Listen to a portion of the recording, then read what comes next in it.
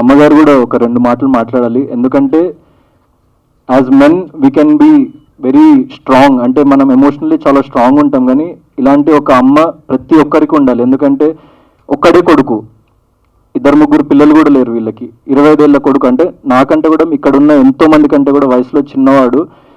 అంత అంత మెచ్యూరిటీతోని, అంత దేశభక్తితోని, ఒక ప్రాణాన్ని సైతం లెక్క చేయకుండా అంత పోరాటం చేసిండంటే, సో అందుకే మనం ఇక్కడ ఇంత హ్యాపీగా ఉండగలుగుతున్నాం అలాంటి వాళ్ళు ఉండడం వల్లనే.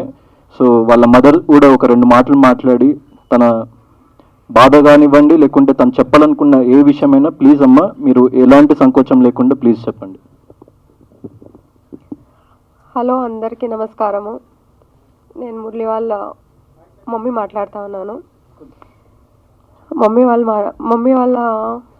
మురళి వాళ్ళ మమ్మీ మాట్లాడుతూ ఉన్నాను. అందరికీ నమస్కారము. నాకు తెలుగు సరిగ్గా రాదు.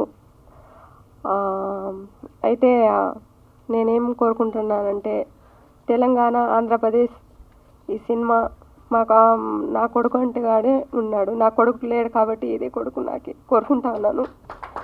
సినిమా అందరూ తప్పకుండా చూడాలని నేను కోరుకుంటా ఉన్నాను. నా కొడుకు మేము చాలా బీదోళ్ళము. నా కొడుకు చాలా కష్టపడినాడు.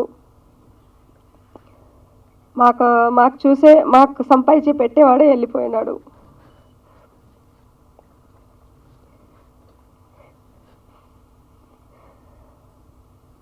కానీ ఒక పక్క గౌరవం కూడా ఉంది, ఒక పక్క బాధ కూడా ఉంది. ఈ సినిమా తప్పకుండా చూడాలని నేను చాలా కోరుకుంటా ఉన్నాను.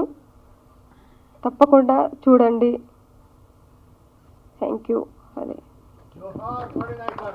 జోహార్ మురళీ నాయక్ గారు. భారత్ మాతా కీ జై.